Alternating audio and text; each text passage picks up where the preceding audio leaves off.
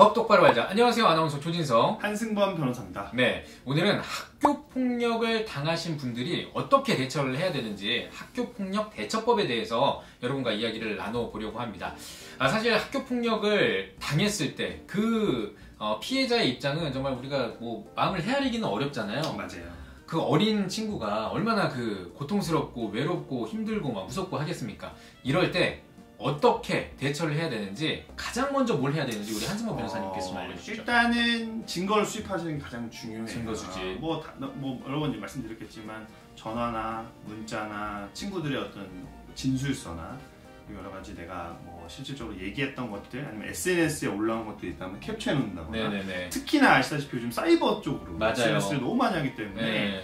그리고 더 큰 문제는 SNS 상에 남겨놓은 것들은 더 큰 문제라기보다는 딱 그게 남잖아요. 그렇죠. 카톡방, 단톡방, 페이스북 어디다 올려놓는 것들이 다 남기 때문에 그런 것들을 통해서 다 잘 수집해 놓고 계시다. 왜냐면 또 올렸던 걸 지울 수도 있잖아요. 그러니까 그걸 잘 캡처해 놓고 그거에 대한 증거로 활용할 수 있게끔 일단 하시는 게 가장 중요합니다. 왜냐면 일단은 그게 돼 있어야 뭔가 신고를 하든 뭘 했을 때 그 증거를 활용할 수 있기 때문에 그런 것들을 먼저 수집하는 게 중요하고요. 그 다음에 신고할 때 학교에다도 하는 경우도 있고 있겠지만 중요한 건 117 학교폭력 신고센터에다 하거나 정말 도움이 필요하다면 경찰서까지 신고하실 수 있긴 해요. 그런 방식을 통해서 일단은 신고를 하시되, 신고하기 전에 적어도 증거들을 잘 수집해 놓는 게 더 중요하다. 이 점에 대해서 인지하시면 좋을 것 같습니다. 예, 알겠습니다. 먼저 정말 괴롭겠지만 증거 먼저 이제 수집을 해놓고 나서 신고를 해야 된다. 이런 말씀을 해주셨습니다. 자, 그리고 이제 학교 폭력이 발생하면 제가 학교에서 학폭위가 열린다고 알고 있는데, 근데 이제 학폭 신고가 돼도 학폭위가 안 열리는 경우도 있다고 들었는데 이건 어떤 경우인가요? 그러니까 학폭위에서 판단을 하지 않고 학교장이 자체 해결할 수 있는 사안이 있어요. 예외적인 케이스고, 왜냐면 이거를 사실 너무 많이 열어놓으면 사실상 은폐할 수 있잖아요. 은폐할 수 있기 때문에 요건이 까다로운데요. 일단은 2주 이상을 요하는 진단서가 없는 건이고요.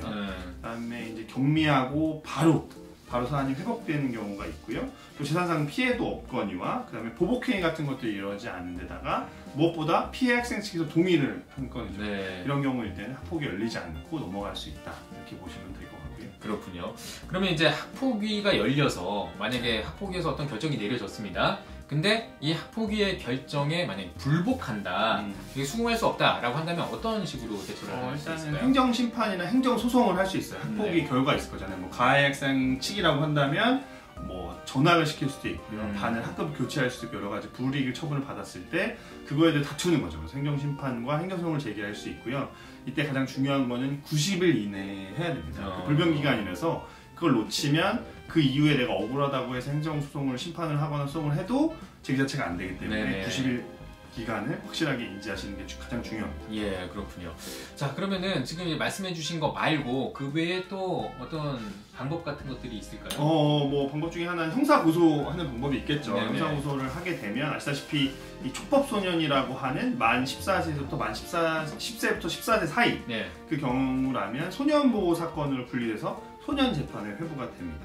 그리고 만 14세 이상부터 만 19세 미만인 경우에는 범죄 소년이라고 해서 소년보호 사건으로 될 수도 있고, 아니면 똑같이 일반 사건으로 분류되는데 이 분류된 결정은 검사가 하게 되고요. 그래서 만약에 가해 학생이 소년 사건으로 분류해서 소년 재판부에 송치되면 소년법에 따라서 보호 처분을 받게 됩니다. 그래서 이 경우에는 약한 경우에는 보호자 감호 위탁을 받게 될 거고요. 강하게 되면 소년원에 입소하는 경우도 있습니다.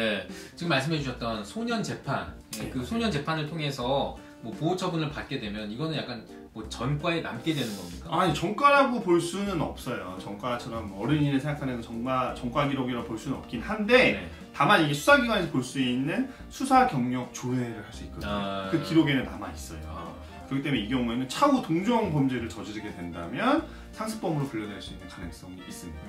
이제 우리 향후 사회생활 하는 데 있어서 어떤 자료들이 남아 있는 건 아니지만 어쨌든 상습범으로 될 수 있는 그 위험성이 남아 있기 때문에 되도록이면 조심하시는 게 좋습니다. 유튜브 저희 찍기 초반에 이렇게 있었잖아요. 멈춰! 맞아요, 멈춰! 이런 거 하셨잖아요. 그리고 사실 조금 안타까운 것 중에 하나는 개인적인 생각이에요. 변호사들이 최근에 학교폭력과 관련해서 많이 이제 변호사 선임하시기도 하고 제가 의견서 써드리기도 해요. 그래서 이게 저 어릴 때와는 달라졌겠죠. 제가 어릴 때만 해도 그냥 학교 학교에서 친구들끼리 치고받고 끝나는 것들이 많았는데 이것들이 이제 아이들 싸움이 어른 싸움으로 번지는 경우도 많아요. 근데 그렇다고 해서 뭐 당연히 이걸 쉬쉬할 수는 없는 거죠. 잘못된 것들이 있을 때 조금은 그래서 어떤 의미에서 보면 세상이 변하고 있구나. 그러니까 제가 어릴 때 봤던 시선으로 아이들을 바라보기에는 한계가 있다는 생각을 진짜 요즘은 많이 합니다. 그래서 여러분들도 더 조심하시고요. 그리고 어른들, 부모님들도 과거처럼 그냥 애들 사건으로 뭐 끝날 게 아니라 좀 더 무겁게 넘어갈 수도 있고 또 반대로